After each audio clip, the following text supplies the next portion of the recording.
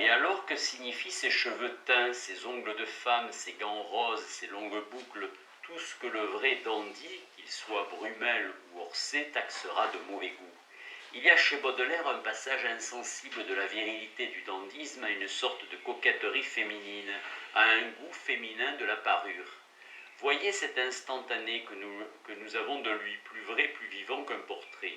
Appalant, d'une allure un peu dandinée et légèrement féminine, Baudelaire traversait le terre-plein de la porte de Namur, évitant méticuleusement la crotte, et s'il pleuvait, sautillant sur la pointe de ses escarpins vernis dans lesquels il se plaisait à se mirer. Rasé de frais, les cheveux rejetés en volute derrière l'oreille, un col de chemise mou, d'une blancheur absolue dépassant le collet de sa longue houppelande, il avait l'air à la fois d'un clergyman et d'un comédien. Voilà qui sent plus le pédéraste que le dandy. C'est ce que le dandysme est aussi une défense contre les autres, avec quelques élus.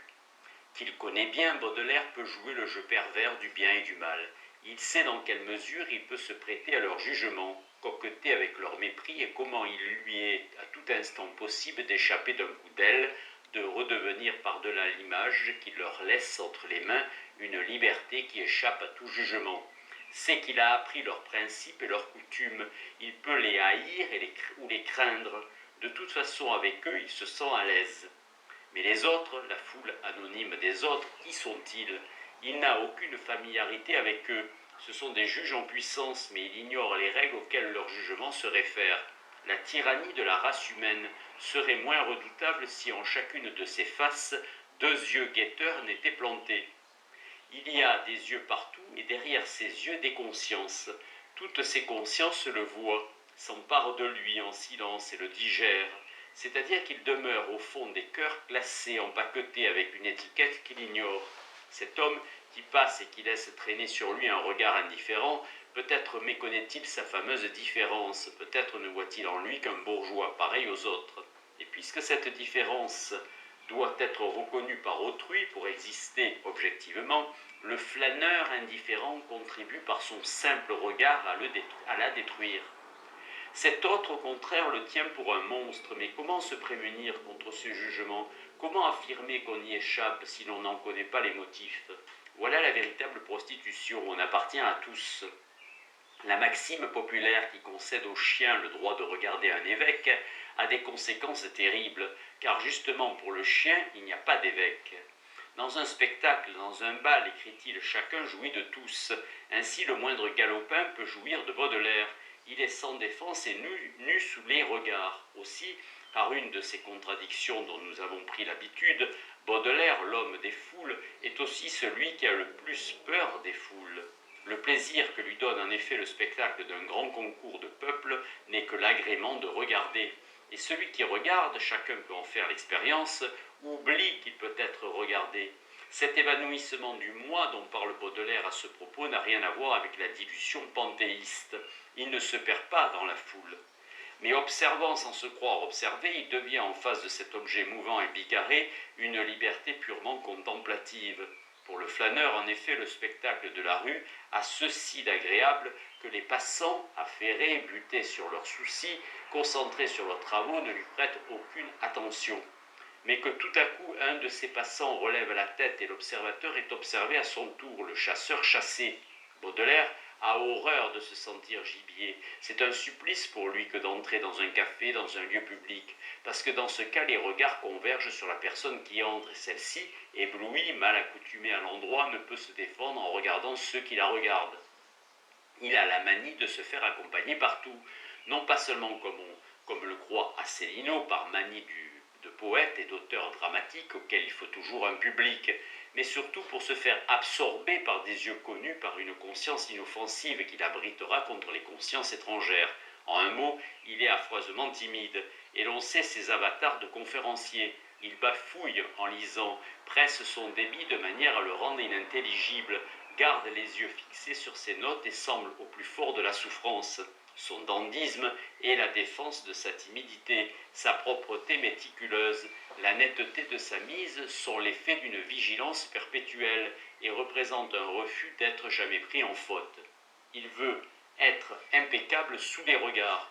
Et cette impeccabilité physique symbolise l'irréprochabilité morale. Tout comme le masochisme ne se prête aux humiliations que par décret, Baudelaire ne veut pas être jugé qu'il n'y ait consenti d'abord, c'est-à-dire qu'il n'ait pris ses précautions pour échapper à son gré au jugement. Mais par un mouvement inverse, la bizarrerie de son vêtement et de sa coiffure, qui le désigne au regard, est une affirmation décidée de son unicité. Il veut étonner pour déconcerter l'observateur. L'agressivité de sa tenue est presque un acte. Ce défi est presque un regard de bravade. Le rieur qui le considère se sent prévu et visé par cette extravagance.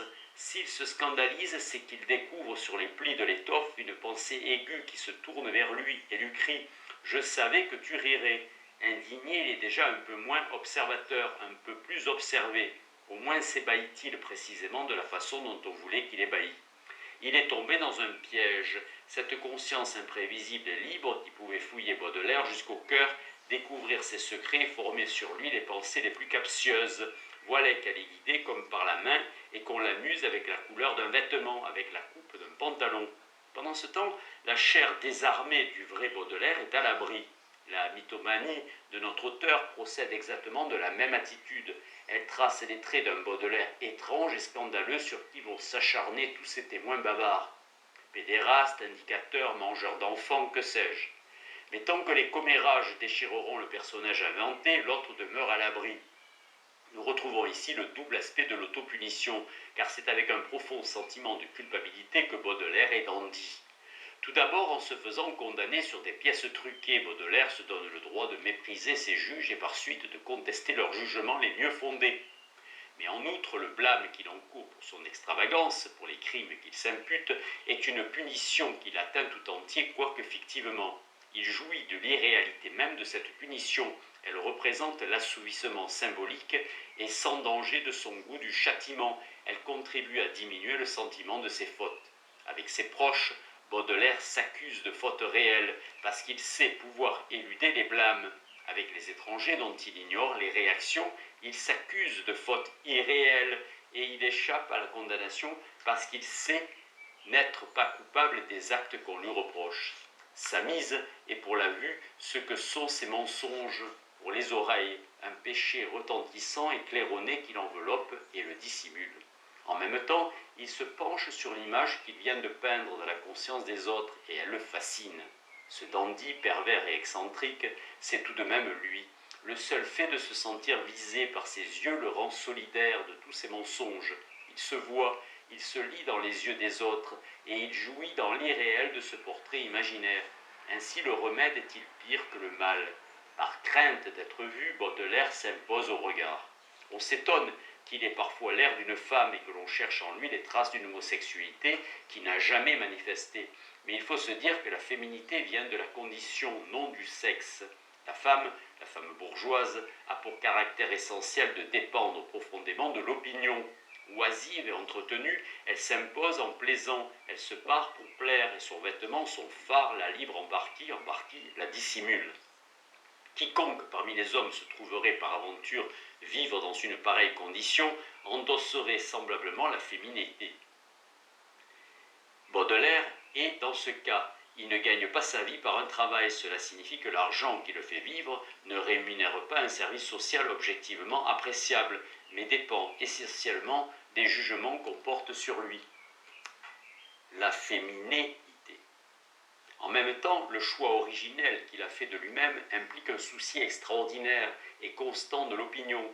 Il se sait vu, il sent perpétuellement les regards sur lui. Il veut plaire et déplaire à la fois. Le moindre geste est pour le public.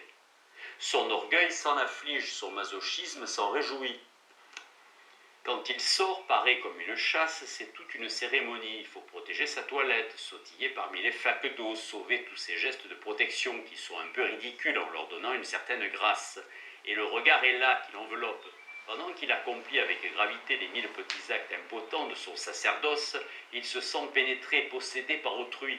Et ce n'est ni par sa prestance et sa force, ni par les signes extérieurs d'une fonction sociale qu'il cherche à se défendre, à s'imposer, mais par sa parure et par la grâce de ses gestes. Comment ne serait-il pas femme et prêtre à la fois? femme comme le prêtre. N'a-t-il pas senti plus qu'un autre et en lui-même cette liaison du sacerdoce et de la féminéité, puisqu'il écrit dans Fusée de la féminéité de l'Église comme raison de son omnipuissance. Mais un homme-femme n'est pas nécessairement un homosexuel.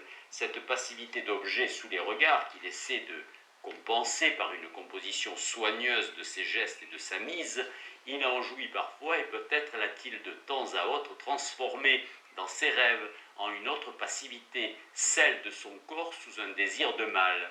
De là sans doute ces accusations perpétuelles et mensongères de pédérastie qu'il porte contre lui-même. Mais s'il a rêvé qu'il était pris de force, c'était pour contenter sa perversité et ce masochisme dont nous savons les raisons. Ce que recouvre le mythe du dandysme, ce n'est pas l'homosexualité, c'est l'exhibitionnisme. Car le dandysme de Baudelaire, avec ses contraintes féroces et stériles, c'est un mythe, un rêve cultivé au jour le jour et qui donne lieu à un certain nombre d'actes symboliques, mais dont on sait qu'il n'est qu'un rêve. Pour être dandy, d'après ce qu'il déclare lui-même, il faut avoir été élevé dans le luxe, posséder une fortune considérable et vivre dans l'oisiveté.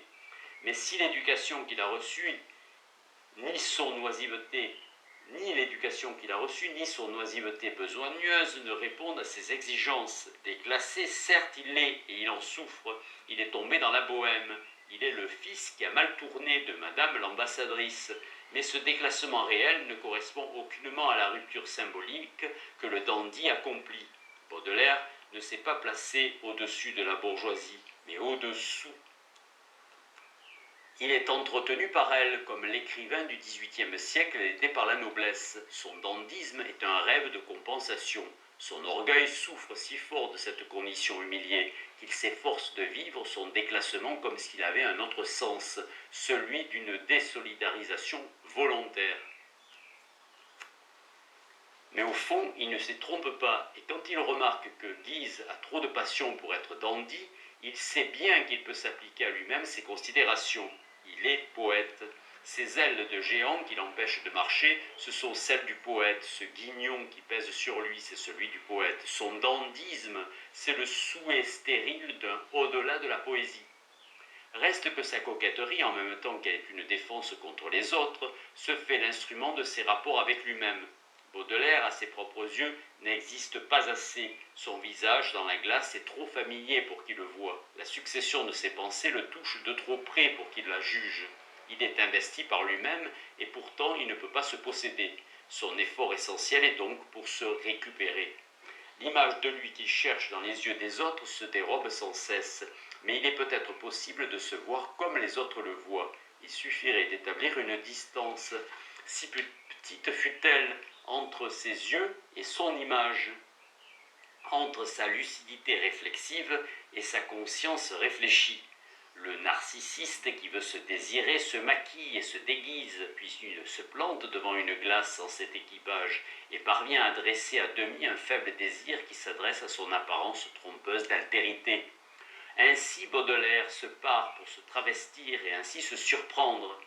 Il avoue dans la fanfarle qu'il se regarde dans tous les miroirs, c'est qu'il veut s'y découvrir tel qu'il est, mais le souci de sa mise va concilier son désir de se découvrir du dehors comme une chose avec sa haine du donné, car ce qu'il recherche dans la glace, c'est lui-même, tel qu'il s'est composé. L'être dont il voit le reflet n'est pas une pure passivité étrangère, puisqu'il a habillé et fardé de ses propres mains, c'est l'image de son activité. Ainsi Baudelaire tente-t-il, une fois de plus, de lever la contradiction entre son choix d'exister et son choix d'être. Ce personnage que les glaces reflètent, c'est son existence en train d'être, son être en train d'exister. Et dans le temps qu'il se mire, il opère sur ses sentiments et ses pensées le même travail. Il les habille, il les farde pour qu'elles lui paraissent étrangères tout en restant siennes, tout en lui appartenant plus étroitement encore, puisqu'il les a faites. Il ne tolère en lui aucune spontanéité. Sa lucidité la transperce aussitôt et il se met à jouer le sentiment qu'il allait éprouver. Ainsi est-il sûr d'être son maître. La création vient de lui. En même temps, il est l'objet créé.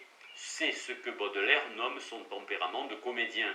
Étant enfant, je voulais être tantôt pape, mais pape militaire, tantôt comédien. jouissance que je tirais de ces deux hallucinations. Et il avoue dans la fanfare, fort honnête homme de naissance et quelque peu gredin par passe-temps, comédien par tempérament, il jouait pour lui-même et à huis clos d'incomparables tragédies, ou pour mieux dire tragicomédies. Se sentait-il effleuré et chatouillé par la gaieté? Il fallait le bien constater, et notre homme s'exerçait à rire aux éclats. Une larme lui germait-elle au coin de l'œil, à quelques souvenirs il allait à sa glace de se regarder pleurer. Si quelque fille, dans un accès de jalousie brutale et puérile, lui faisait une égratignure avec une aiguille ou un canif, Samuel se glorifiait en lui-même d'un coup de couteau, et quand il devait quelques misérables 20 000 francs, il s'écriait joyeusement « Quel triste et lamentable sort que celui d'un génie harcelé par 1 million de dettes !»